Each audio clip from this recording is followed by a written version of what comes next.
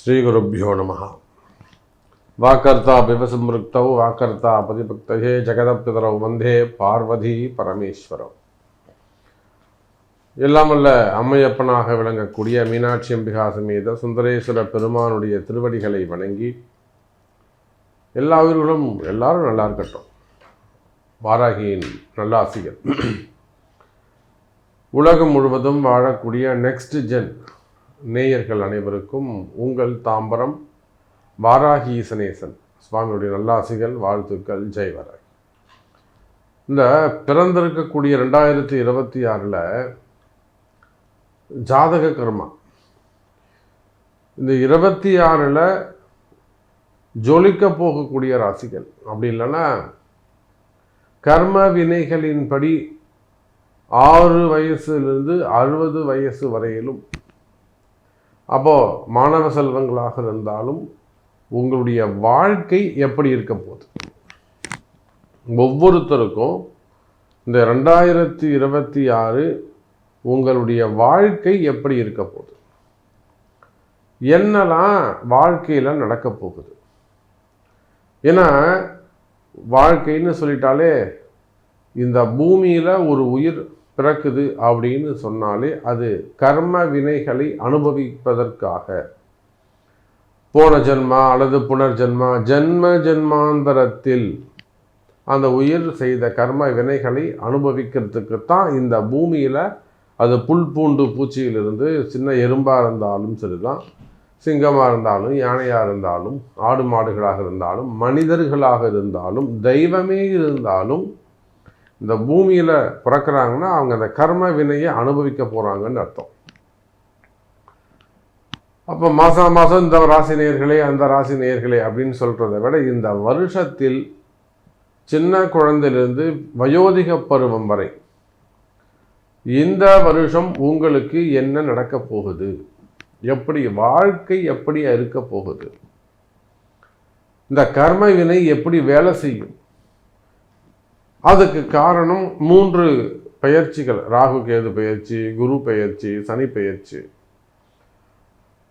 முன்னாடி வரக்கூடியது சனி பெயர்ச்சி, 2வது வரக்கூடியது குரு பெயர்ச்சி, 3வதாக கடைசியாக வரக்கூடியது தான் ராகு கேது பெயர்ச்சி. இந்த ராகு கேதுக்கள் தான் உங்களுடைய அல்லது நம்முடைய கர்ம வினைகளை சுட்டி காட்டக்கூடிய கிரகம். ஒரு ஜாதகத்தில் ராகு கேது எங்கே இருக்காங்களோ அந்த இடத்த வச்சு தான் அந்த பாபத்துவம் தீர்மானிக்கப்படுகிறது. இவன் போன ஜென்மாவில் ஒரு பொண்ணை கெடுத்துருக்கிறான், இவன் ஒரு பெண்ணை கொலை பண்ணி இருக்கிறான், இல்லைன்னா கிணத்துல முடிச்சு தள்ளி இருக்கிறான், இல்லைன்னா இவனே சூசைட் பண்ணிகிட்டு இருக்காப்புல, இல்லைன்னா ஒரு பெண்ணாக இருந்தாங்கன்னா 4 பேரை ஏமாத்திருக்கிறாங்க, நயவஞ்சகம் பண்ணியிருக்கிறாங்க, விஷத்தை வச்சு கொண்டு ஏதோ ஒரு பாவத்துவம் பண்ணியிருக்கிறாங்க. அப்போ இந்த ராகு கேதுக்களை வச்சு தான் ஜென்மாந்தரத்தில் இவர்கள் செய்த தவறுகள் என்ன மாதிரியான பாவம் செஞ்சாங்க, என்ன கர்மா இருக்குது அப்படின்னு சுட்டி காட்டக்கூடிய கிரகம் ராகு கேதுக்கள். அப்போது இந்த 2026 பொறுத்தவரையில் அனைத்து அன்பர்களுக்கும் வாழ்க்கை எனக்கு தெரிஞ்சு சிறப்பாகத்தான் இருக்க போகுது.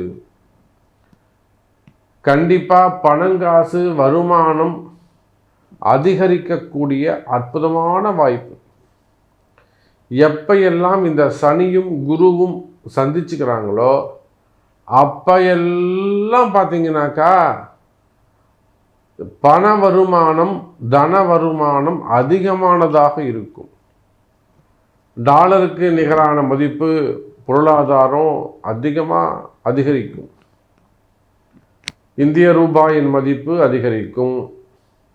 அதே சமயத்தில் கனிம வளங்கள், செங்கல், மணல், ஜல்லி, அத்தியாவசிய பொருட்கள், மளிகை பொருட்கள், உணவு தானியங்கள், இது எல்லாத்துடைய விலைவாசிகள் உயரும். அதே போல தான் கோல்டு மார்க்கெட், தங்கம், வெள்ளி விலை காணாத அளவுக்கு உயரப்போகுது. நீங்கள் நினச்சி பார்க்க முடியாத வகையில் வெள்ளியின் விலை உயரப்போகுது. தங்கம் எப்படி கிடுகிடு நம்ம திரும்பி பார்க்குறதுக்குள்ள 3 மடங்கு 4 மடங்கு உயர்வாக வந்துடுத்தோ, அதை போல் வெள்ளியின் விலையும் ஏறப்போகுது. இந்த 2026 உங்களுக்கு வாழ்க்கை பலன் டோட்டலாக 12 மாதமும் சேர்ந்து உங்கள் வாழ்க்கை எப்படி இருக்கும், இந்த வருஷம் நீங்கள் என்ன சாதிக்க போகிறீங்க, என்ன ஜெயிக்க போகிறீங்க அப்படிங்கிறத பார்த்துடலாம் வாருங்கள். மேஷராசி அன்பர்கள், மேஷராசியை பொறுத்தவரையிலும் 7.5 சனி ஆரம்பம். நிறைய மேஷராசி அன்பர்களுக்கு அது தெரிய மாட்டேங்குது. இந்த கஷ்ட நஷ்டங்கள் எதனால் ஏற்படுது? இப்போது ஒரு சில சிக்கல்கள் இருக்கும், ஒரு சில ஏமாற்றங்கள் இருக்கும். நமக்கு தெரிஞ்சு ஒரு பெரிய தொழில் செய்யக்கூடியவங்க, ஒரு நல்ல சேஃப் ஜோனில் இருக்கக்கூடியவங்க, ஒரு சேமிப்பு வச்சுருக்கக்கூடியவங்க கூட ஒரு 25 கோடி 30 கோடி ஏதோ ஒரு இடத்துல ஒரு முதலீடு செய்துட்டு பெருசாக வரும் அப்படிங்கிற மாதிரி செய்துட்டு ஏமாந்துக்கிட்டு அது ஒரு ஏமாற்றங்களை சந்தித்திருக்கிறார்கள். அல்லது ஒரு தொழில் நிறுவனங்களாக இருக்கலாம், ஒரு கம்பெனிஸாக இருக்கலாம், ஒரு ஃபேக்ட்ரிஸாக இருக்கலாம். அப்போது மேஷராசிக்கு தொழில் அமைப்புகளில் இருந்து வரக்கூடிய சிக்கல்கள், அந்த சிக்கலுக்கு காரணம் 7.5 சனி. இப்போ ஒரு கம்பெனி இருக்குது, ஒரு கடையோ ஒரு வியாபாரமோ ஏதோ ஒரு ஓன் பிஸ்னஸோ எது வேணாலும் வச்சுக்கோங்க. இப்போ நீங்கள் இருக்கீங்க, அப்பா இருக்காங்க, இப்போ உங்கள் பேரில் இருந்துட்டு இள வயசில் இருந்துடுத்துனா அது வேறு மாதிரியான கர்ம வினை. இப்போ அப்பா பேரில் இருக்க கம்பெனி, அப்பா தான் எல்லாத்தையும் செஞ்சுக்கிட்டு வராங்க, அப்பாவுக்கு இப்போ ஒரு 7.5 சனி அப்படின்னு வச்சுப்போமே. அவங்களுக்கு ஏற்கனவே 2 சனி கிராஸ் பண்ணிட்டாங்க, இது 3வது சனி அப்படின்னா அவங்கள ஒன்றும் பண்ணாது. புரியுதுங்களா? அப்போது புதுசாக இணைஞ்சிருக்கக்கூடிய டைரக்டர்ஸ் நீங்கள் உங்களுடைய பிறப்பு ஜாதகத்தால் தான் அந்த ட்ரபுள்ஸ் அங்கே இருக்கும். அப்போ தொழில் நிறுவனங்களாகட்டும், எனி பிஸ்னஸ், ஷேர் மார்க்கெட்டாக இருக்கலாம், ஸ்டாக் மார்க்கெட்டாக இருக்கலாம், கோல்டு மார்க்கெட்டாக இருக்கலாம், டெக்ஸ்டைல்ஸாக இருக்கலாம், மில்லுங்களை பெரிய பெரிய மில்லுங்க வச்சு நடத்தக்கூடியவர்கள், கார்மெண்ட்ஸ் தொழில் செய்யக்கூடியவர்கள், ஷோரூம் வச்சு நடத்தக்கூடியவர்கள், சினிமா இண்டஸ்ட்ரி, மீடியா துறையில் இருக்கக்கூடியவர்கள், அரசியலில் இருக்கக்கூடியவர்கள், சினிமா துறையை சார்ந்தவர்கள், ஆன்மீக பெரியோர்கள், அதே போல் ஹெச்ஆர்என்சி, டிடிடி, இது மாதிரிலாம் ஆன்மீகத்தில் ஒர்க் பண்ணக்கூடியவங்க, திருப்பதியில் வேலை செய்யக்கூடியவங்க, ஹெச்ஆர்என்சியில் ஒர்க் பண்ணக்கூடியவங்க, பேங்க் செக்டர்ஸில் ஒர்க் பண்ணக்கூடியவர்கள். அப்போ யாராக இருந்தாலும் மேஷராசி அன்பர்களை இந்த 7.5 சனி ஆரம்பம், முழுமையான 7.5 சனி ஆரம்பம். அப்போ வாக்கியப்படியும் திருக்கணிதப்படியும் 2 ஜாதகப்படியும் இங்கே உங்களுக்கு 7.5 சனி ஆரம்பிச்செடுத்து.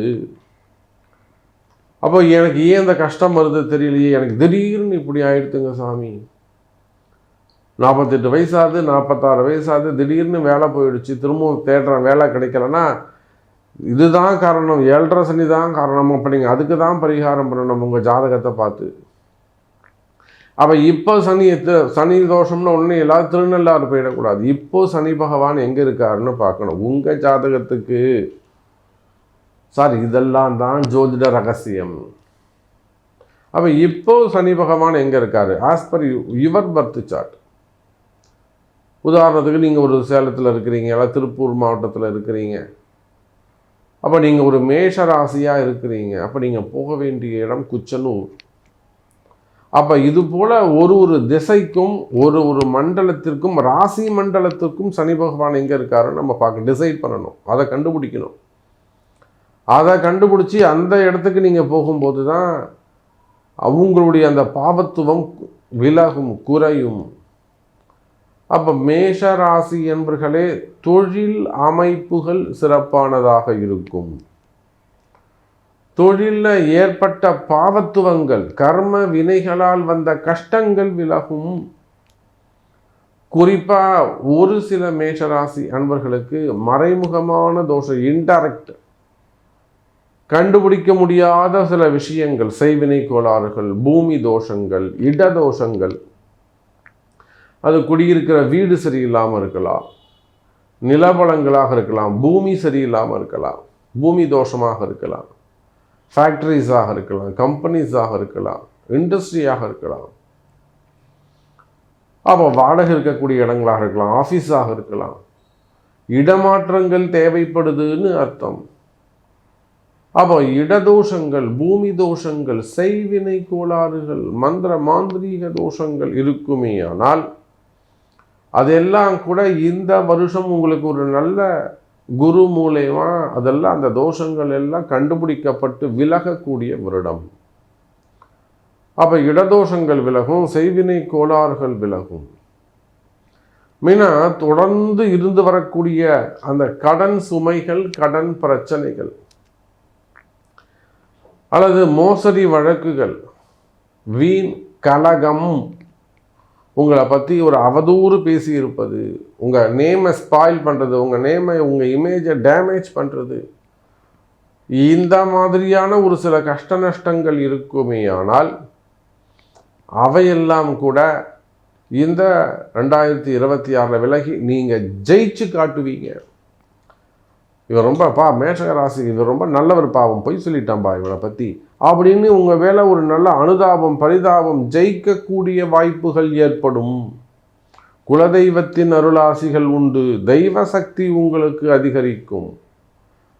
அப்போ நீங்கள் செய்ய வேண்டியது இதுதான். உங்கள் பிறப்பு ஜாதகத்தை கொண்டு நீங்கள் வணங்க வேண்டிய தெய்வம், நீங்கள் வழிபாடு செய்ய வேண்டிய தெய்வம், உங்களுக்கான அதிர்ஷ்ட தெய்வம், அதோட கூட உங்களுக்கு இந்த வருஷம் சப்போர்ட் பண்ணக்கூடிய தெய்வம் எது, இதை 3ஐயும் கண்டறிந்து உங்கள் ஜாதக பிரகாரம் இந்த 3 தெய்வத்தையும் நீங்கள் கண்டறிந்து இதுக்கு நீங்கள் போக வேண்டிய கோவில் என்ன என்பதை அறிந்து இந்த வருஷம் அங்கே அந்த கோவிலுக்கு போயிட்டு வழிபாடு செய்வீர்களே. ஆனால் நினச்ச காரியத்தில் உங்களுக்கு வெற்றி கிடைக்கும். உங்களுக்கு எந்த மாதிரியான கஷ்டங்கள், எந்த மாதிரியான பிரச்சனைகள் இருந்தாலும் அதற்கு தீர்வு கிடைக்கும்.